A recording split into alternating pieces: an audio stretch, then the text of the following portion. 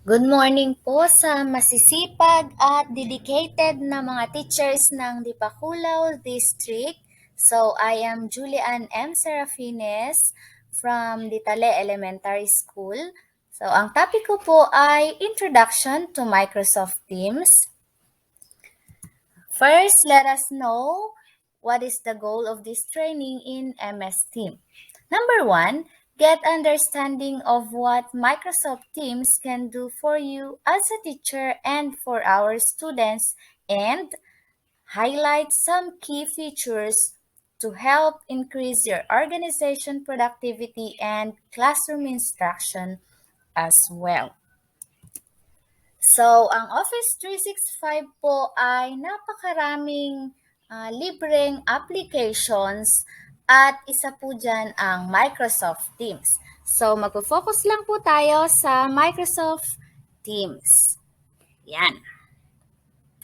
So, let us know first what is Microsoft Teams. Microsoft Teams is a chat-based collaboration platforms with document sharing, online meetings, and many more extremely useful features for business communication or for teachers and students. So, ito po yung mga features ng Microsoft Teams, and mamaya i-discuss natin siya isa-isa kung paano natin magagamit. Assignments, files, notes, and more, all your classroom basics are here. Next, group conversations let you share content quickly and make sure everyone's voice is heard. Use channels to organize student work around units and projects, and create teams for staff activities and students club too. So, simulan na po natin mag-hands-on.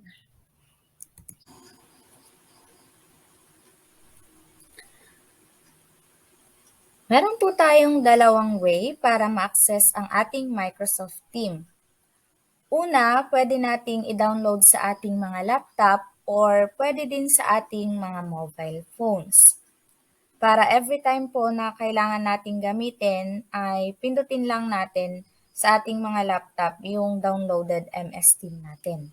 So, ituturo ko po sa inyo kung paano natin i-download ang ating Microsoft Team sa ating mga laptop. Sa cellphone po ay punta lang po kayo sa Play Store, then search Teams, yun, madali na lang yun, i-download nyo lang. So, dito po tayo sa ating, magda-download sa ating laptop. Una ay mag-open po tayo ng ating mga browser. Then, ako po, Google ang gagamitin ko. Then, search lang po natin ang Teams.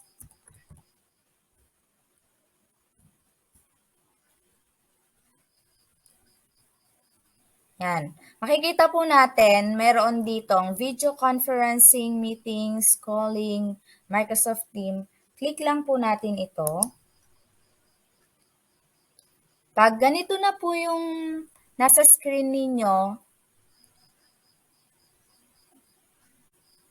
sa upper right side, pindutin natin ang Download Teams. Ito po siya. And pagkatapos ay pindutin natin ang Download for Desktop. Dito po sa baba ng Download Microsoft Teams, connect and collaborate with anyone from anywhere on Teams. Yan. So, ganito po ang lalabas. Makikita natin ang logo ng Windows. Click lang natin yung Download Teams. Yan, hintayin lang po natin kasi dito sa baba ay nagda-download na siya. Yan, malapit na pong matapos. Ang pagda-download po ay depende sa signal ninyo. Kung malakas, mabilis siyang mag-download. Hintayin lang.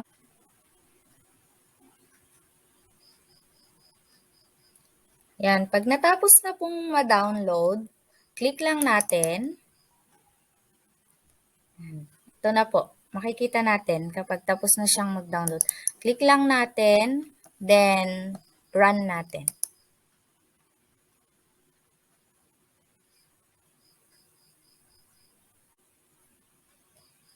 Yan. Ito na po siya. Hintayin lang po natin na matapos kasi nag-run na siya. I-install na po siya sa ating laptop.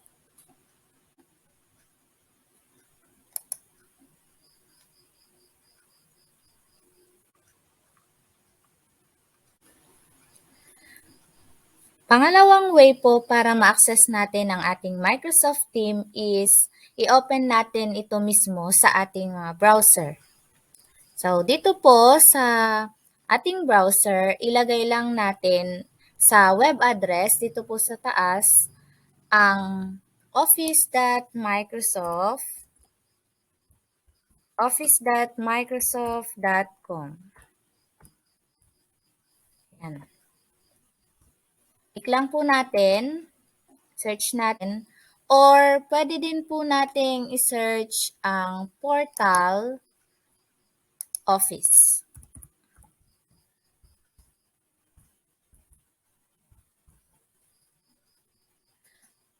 Yan, parehas lang po yan. Then, mag-login po tayo. Yan, lagay po natin yung ating email address.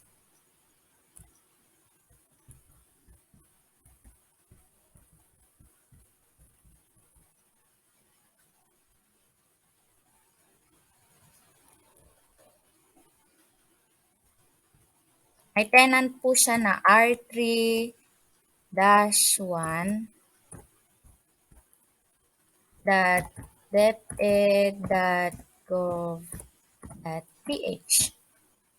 Then, lagay po natin yung ating password.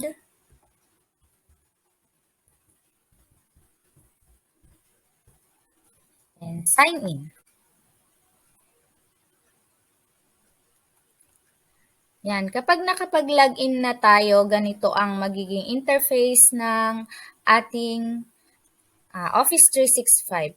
So, ang Office 365 po ay napakaraming libreng application para sa atin ng mga teachers. At isa sa magandang application nito ay ang MS Team. So, ito po yung mga application niya. Ito yung Teams. Na sabi nga natin, ang Teams ay isang communication and collaboration platforms na pwede tayong gumawa ng calls, video meetings, pwede ding maging file storage natin. Kumbaga, ito po ay all-in-one na magagamit natin sa ating mga online classes ngayong panahon ng pandemic. So, ipapakita ko po sa inyo ngayon, meron tayong 10 amazing things to do with our Microsoft Teams. So, sabayan niyo po ako at sama-sama tayong matuto sa mga features ng ating Microsoft Teams.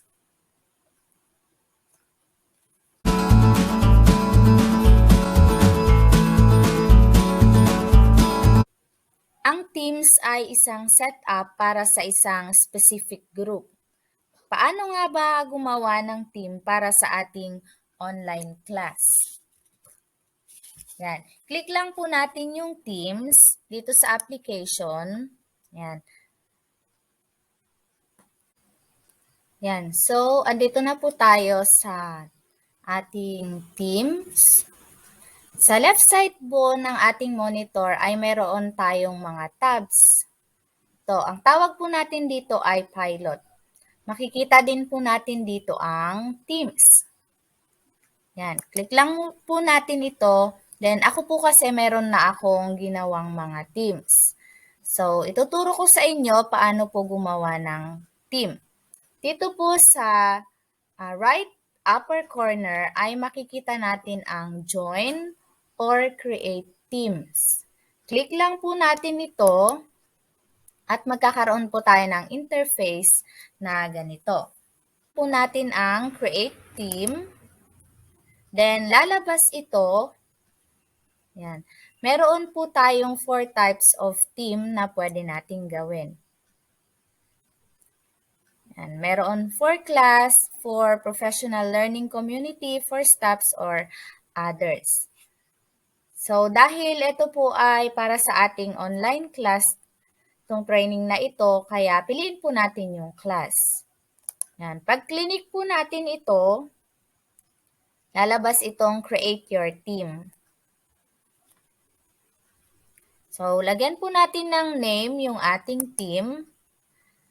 Halimbawa, ang ilalagay ko po ay grade 4, section A. Ang team ko po ay sa grade 4, section A. Meron po ditong description. Ito po ay optional naman kung maglalagay tayo ng description. Then, click next.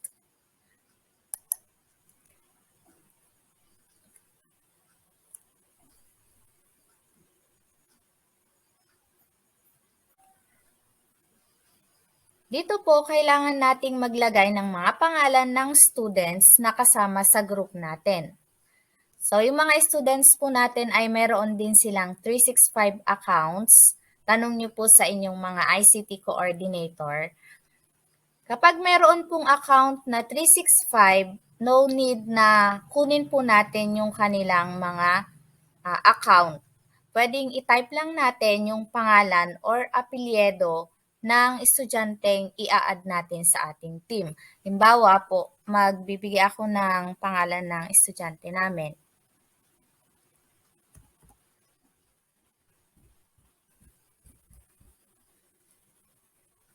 Yan. So, lalabas po yung kanilang name dito. At makikita naman po natin na estudyante natin yon kasi kasama yung LRN nila. So, yung school ID namin andito. Then, click lang po natin. Then, add.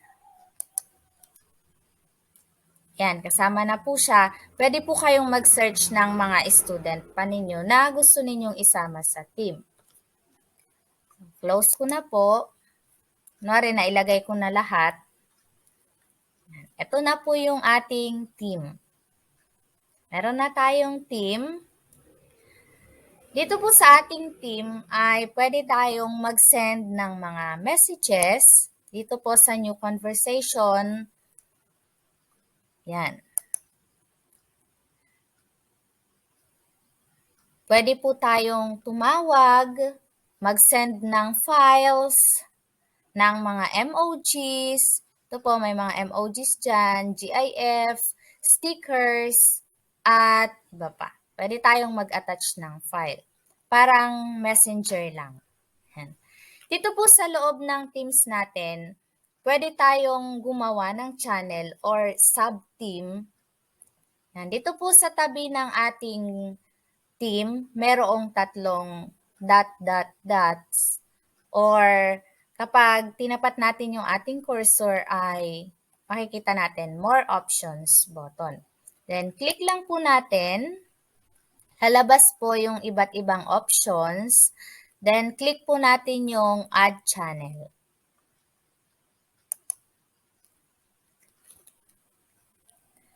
Maglalagay po tayo ng name ng channel natin. Depende po sa atin kung anong ilalagay natin. Pwede pong per lesson or per quarter o kaya ay group of students within the team.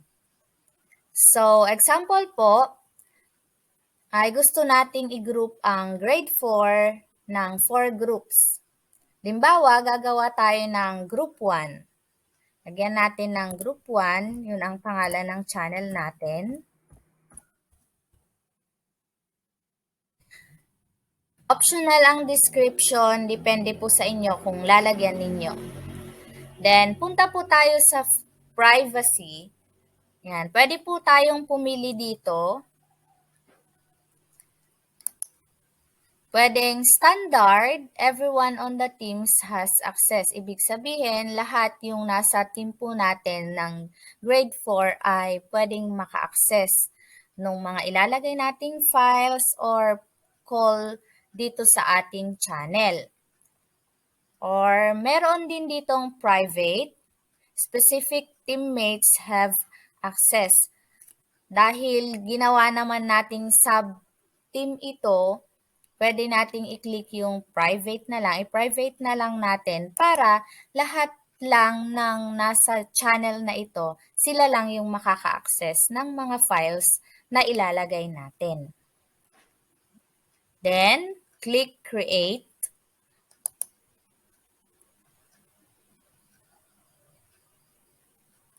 Tulad po ng procedure kanina, i-type lang natin kung sino yung mga students na ilalagay natin sa group 1. Or kung ito pong group natin ay for teachers, gumawa tayo ng group for teachers, pwede rin nating i-subgroup, tapos pindutin lang natin yung teachers. So, dito tayo sa students, search lang natin kung sino ang kasama dito sa group 1. Halimbawa ay estudyante namin, click lang natin, then add. Yan. Kapag nailagay na po natin lahat ng students natin na kasama sa group 1 channel natin, click lang po natin ang done. Ayan. Ito na po yung channel natin. Group 1.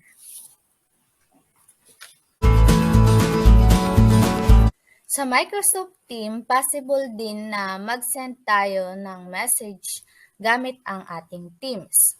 Or individually kung meron tayong particular na gustong padalhan ng message. Click lang po natin ang chat dito po sa ating pilot tab. Chat. Then, ito po. Pwede na tayong mag-message. So, dito po sa ating chat, ay meron tayong iba't ibang pwedeng gamitin. Meron po tayong emojis,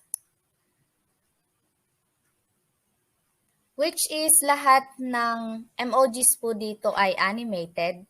Tapat lang po natin yung ating mga cursor para makita natin ang animation nila.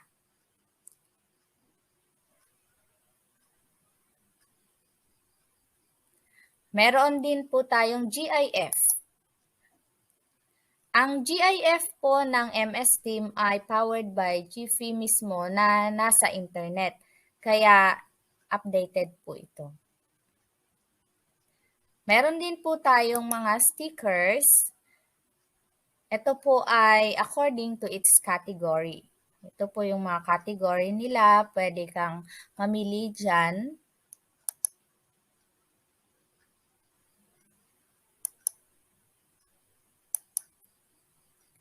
At pwede rin tayong mag-attach ng mga files.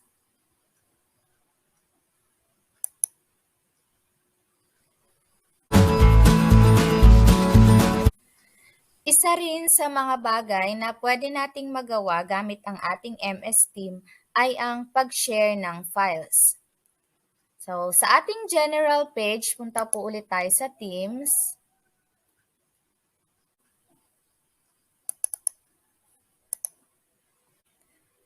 Pwede po tayong mag-share ng files. Click lang po natin ang files dito sa taas.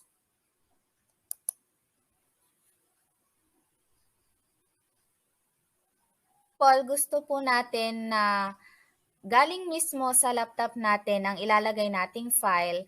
Click lang po natin yung upload. This one. Then, files. Yan. Pili po tayo kung nasaan yung ilalagay nating file.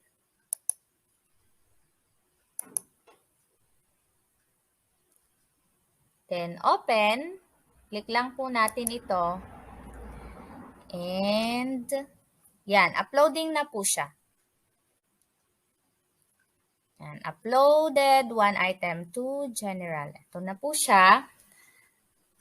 Pwede po natin itong i-open, yung file natin na nilagay. Click lang po natin itong tatlong dots. Then, open. Pwede po natin itong i-open using Word Online. Yan. Open in browser. Click lang po natin. Then, magkakaroon po ng bagong browser. Kung saan, i-represent yung file na in-upload natin. So, ito po, makikita natin.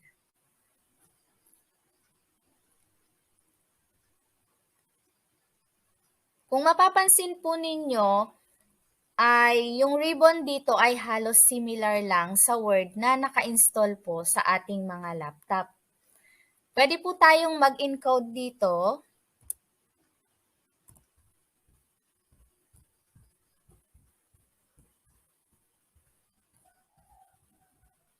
Yan. At lahat po ng gagawin natin dito ay automatic masisave sa save file na in-upload natin. So, pwede rin po tayong magkaroon ng discussion dito habang nag-e-edit tayo. Click lang po natin yung comment dito sa taas. Yan. Pwede po tayong mag-comment dito. Ito pong file natin ay pwedeng for editing, reviewing, or for viewing lang. So, yan. Ito po, click lang po natin yung new para makapag-comment tayo. Kapag tapos na po tayo dito sa ating ginagawa, close lang po natin itong dahil automatic naman masisave siya. So, subukan po natin i-close. Yan. Nandito na po ulit tayo sa ating general theme.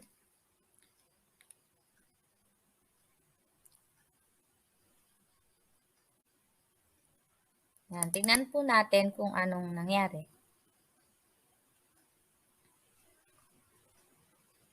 Yan. Ito na po yung ginawa natin kanina. Sa sharing file, meron tayo ditong add cloud storage.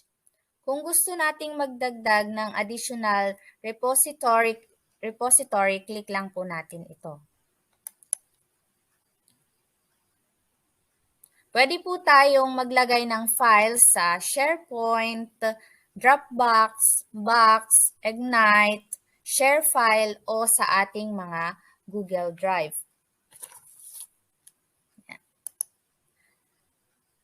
Meron din po pwede rin po tayong maglagay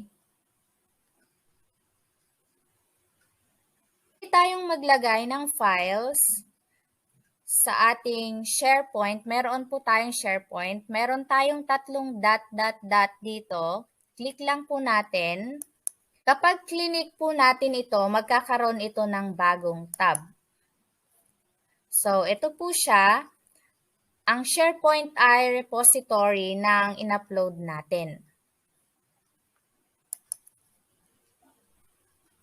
Yan, ito po yung in-upload natin kanina. Pwede natin itong i-share. Copy link lang natin. Ito, kung lahat po ng naka-upload dito sa ating SharePoint ay gusto nating i-share, click lang po natin yung copy link. Yan. Then, copy natin yung link at pwede na nating i-share sa groups natin kung kanino natin gustong i-share. Kung ang gusto naman natin ay yung files lang, specific file ang gusto nating i-share, click lang po natin ito. Kakaroon siya ng check. Then, copy link. Then, same procedure lang po. Copy natin yung link. Then, pwede na nating i-send sa gusto nating pag-sendan.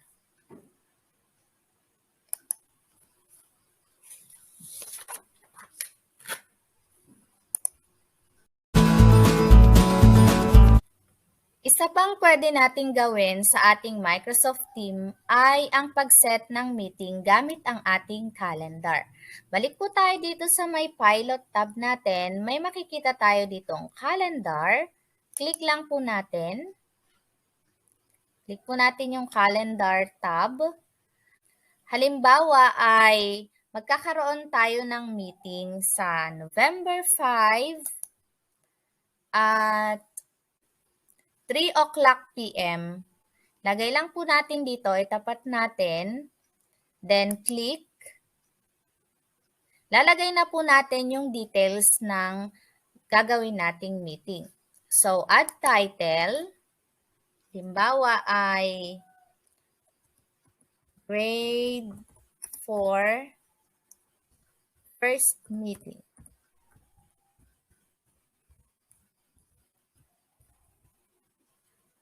Yan. So, required po na ilagay natin yung mga attendees natin para kasama sila doon sa gagawin nating meeting. Maglalagay po tayo kung sino yung mga kasama or pwede naman po na kunin na lang natin, punta tayo sa channel, kunin na lang natin dito yung channel or team na kasama sa isiset nating meeting. Yan. Ito po yung mga group na ginawa natin. Dito tayo pipili kung sila yung mga kasama sa siniset nating meeting. Halimbawa ay yung grade 4 section A. So, click lang po natin yung general.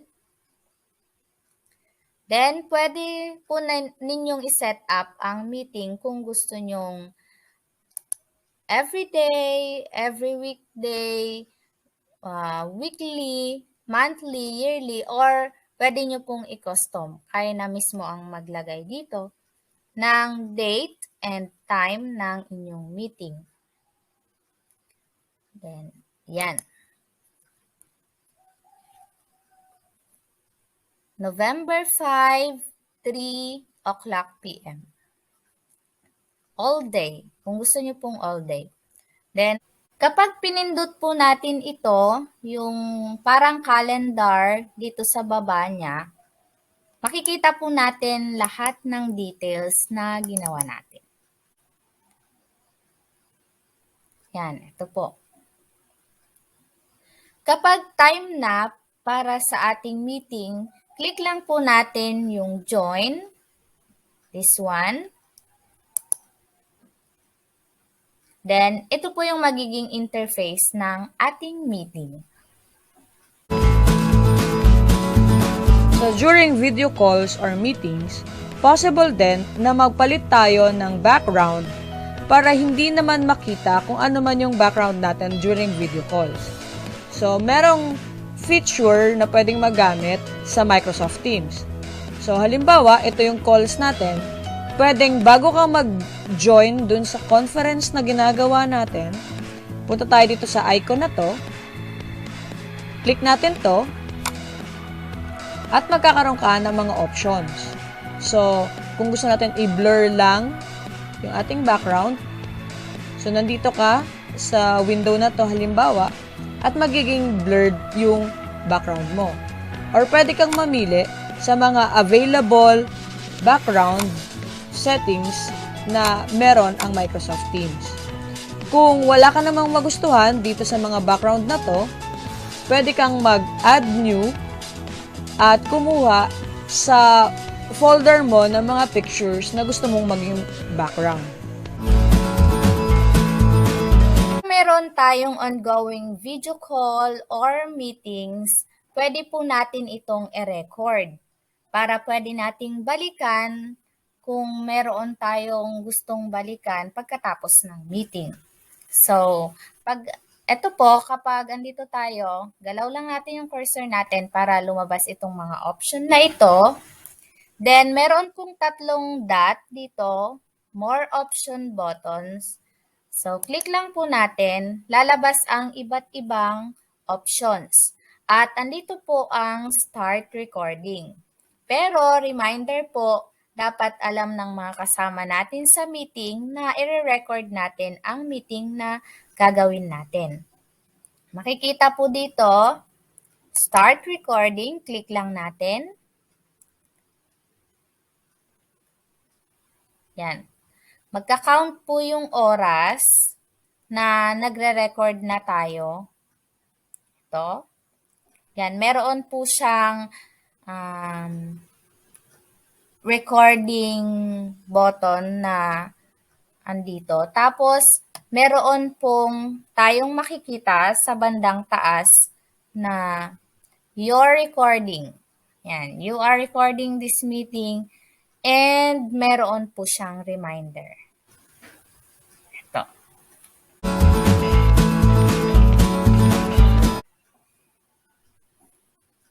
Sa MS Team, pwede din po tayong magbigay ng assignments gamit ang Assignment tab. Ito po, meron po tayong Assignments tab. Pag clinic po natin itong assignment, ito po ang lalabas. Yan. Para makapag-create tayo ng assignment, punta po tayo dito sa Create. Click po natin, then piliin natin yung assignment.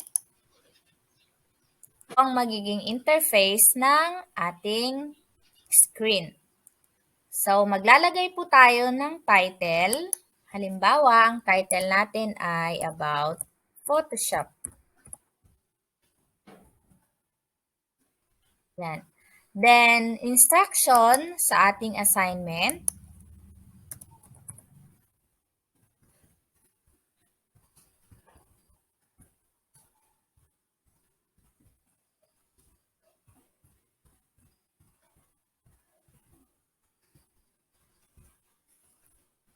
Yan.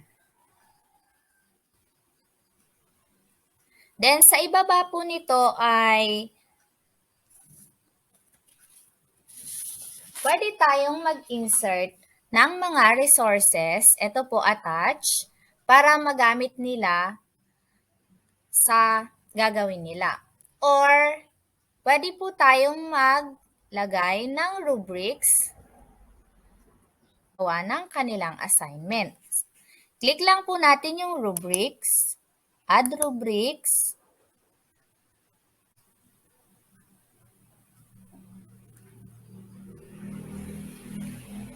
then, pwede po tayong mag-upload ng rubrics kung meron na tayong nagawang rubrics na applicable dito sa ginawa nating assignment na galing dito sa ating laptop, or pwede naman tayong gumawa ng rubrics dito sa ating MS Team. Click lang po natin yung add rubrics, then ito po ang magiging interface.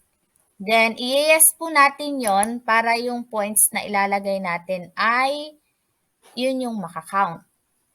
Maglagay po tayo ng title. Then, yung description po ay optional naman siya. Yan. Title natin ay Photoshop.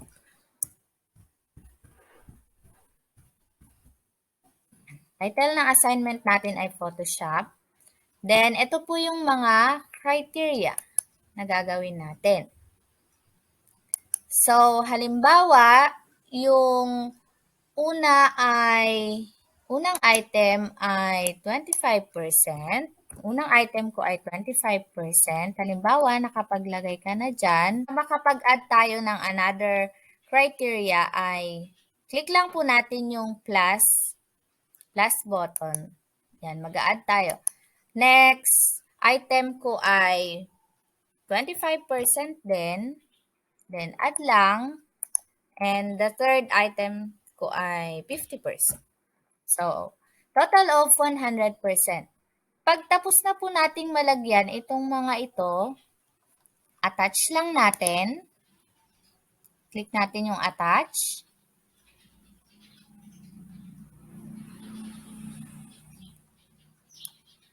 Yan. Andyan na po siya. Ka-attach na siya. Ito yung rubrics. 100 points. Yan.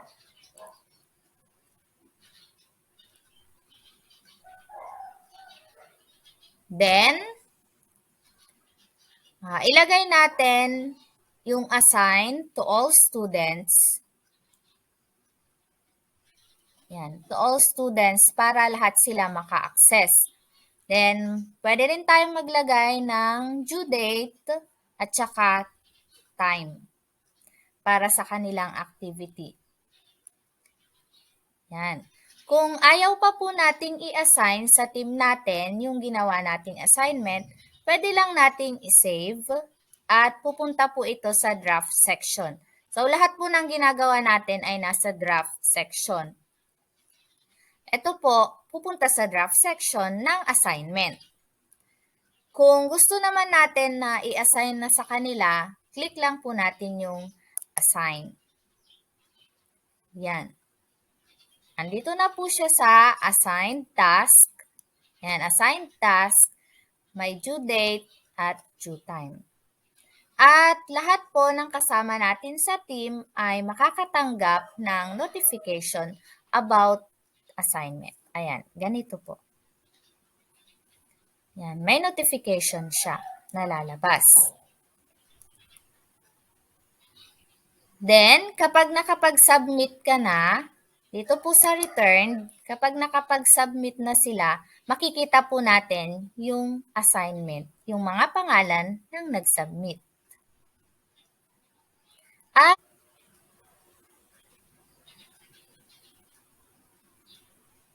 kapag nakapag-submit na po silang lahat, yung mga students natin, yung mga score po nila ay pwede nating i-export sa Excel. Yung summary ng grades nila, pwede nating i-export sa Excel.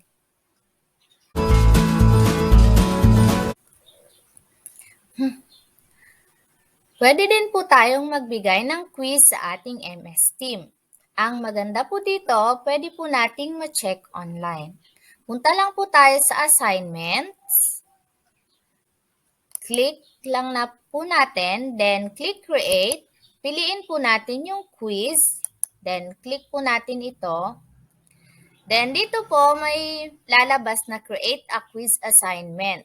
So, pipili po tayo ng class kung kanino tayo magsisend ng quiz natin. So, grade 4, section A, then next. Yan. Lalabas po itong forms. So, new quiz.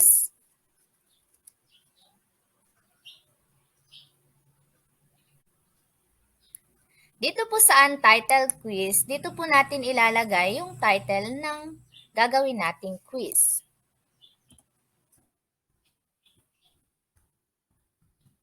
Yan. Para maging mas maganda, pwede po nating lagyan ng image about dito sa quiz na gagawin natin. Ito po, mayroong insert image. Click lang natin. Then, pwede tayong mag-upload na galing dito sa ating laptop. Pwede tayong kumuha sa OneDrive or pwede tayong mag-image search. Yan.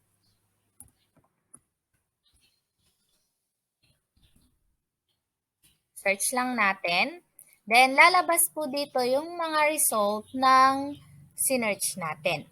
Click lang natin yung gusto nating ilagay na image.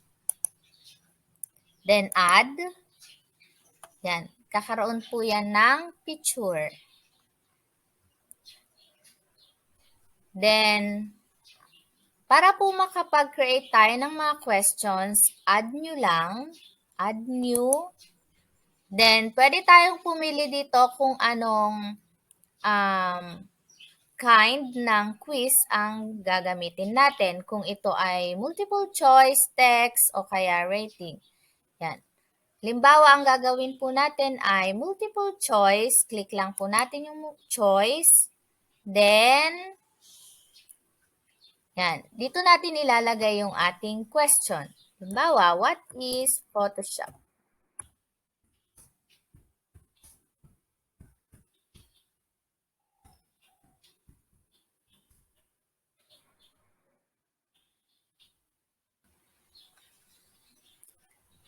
Option 1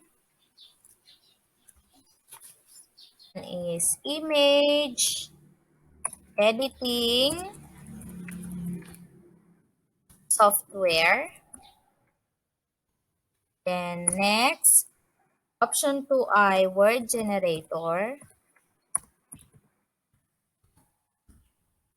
Option 3 ay mobile game.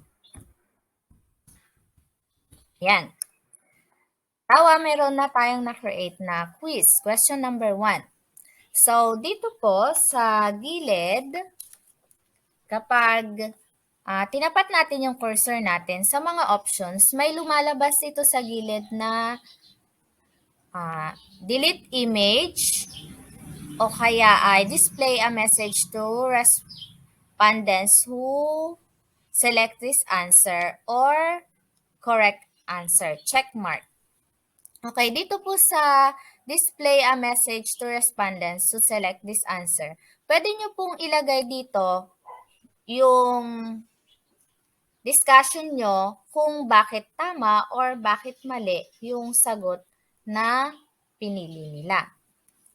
So, check po natin para makita natin, para ma-check na rin natin online kung tama yung isasagot nila. Yan. Lagay po natin ilang points yan. Kapag 20 items, di 20 points. So, isa lang yung gagawin ko. Example lang po siya. So, 1 point. Then, required po natin para wala silang ma-skip. Wala silang ma-skip na items para masagutan po nilang lahat. So, yan. Kapag maglalagay po tayo ng next question, add nyo lang po tayo. Yan.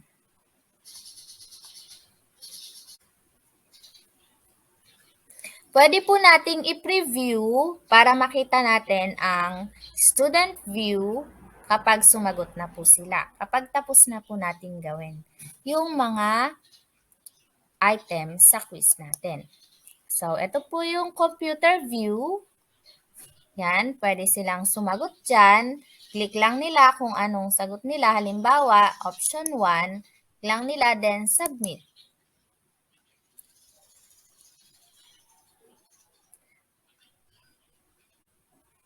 Yan. Halimbawa, nag-submit po sila ng response nila, pwede na rin nilang makita yung result kung ilan ang score nila. Ito po yung mobile view. Yan, kapag cellphone ang gamit nila.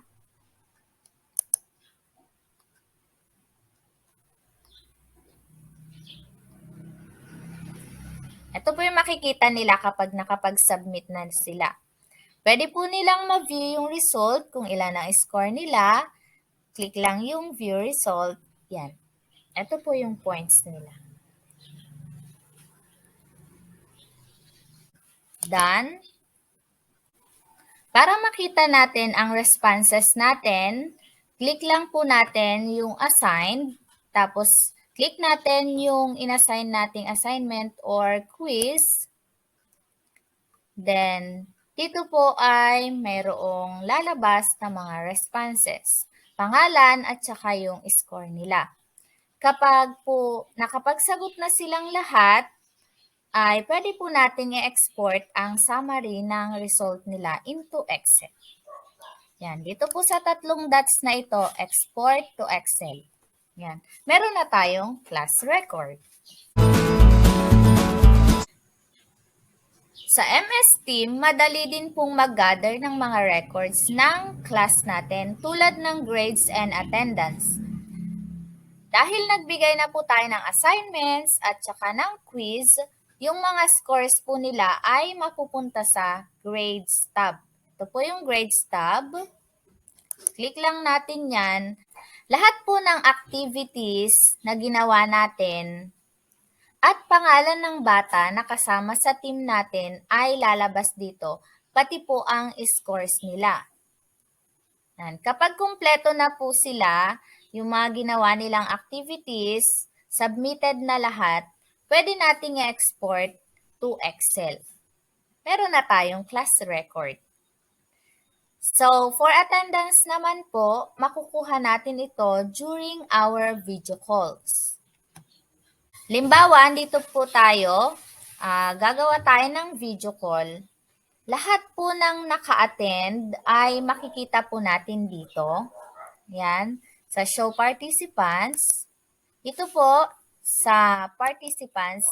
Yan, kapag clinic po natin yon, makikita lahat natin dito, lahat ng naka-attend sa meeting natin. And dito po, sa may more options, kapag clinic po natin yan, pwede po nating i-download yung attendance list natin. At makikita po natin dyan, including the time, kung anong oras sila nag-login at nag-log out. Meron na tayong attendance.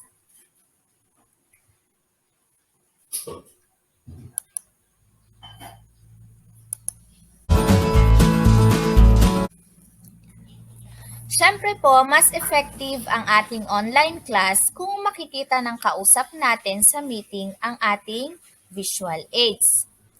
At magagawa po natin yan through share screening. Yan. Dito po sa ating icon ay meron tayong open share tray. Click lang po natin ito. Then magbabrowse tayo ng ilalagay nating PowerPoint presentation. Yan. Kunin natin sa pwede po tayong kumuha sa ating OneDrive, sa ating Browse Team and Channels kung meron, or pwede tayong mag-upload from our computer. Yan, upload lang. Yan. Kunin natin kung saan tayo nakapag-save ng PowerPoint na gagamitin natin.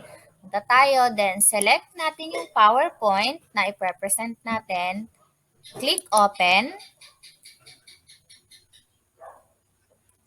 So, upload file to general. Yan. Ito na po siya. Uploading na siya. So, ayan na po. So, yan na po yung ating PowerPoint presentation.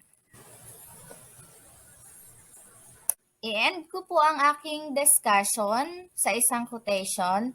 Sabi ni Matt Mullenweg, isang social media entrepreneur, technology is best when it brings people together. Thank you for watching and listening. God bless us all.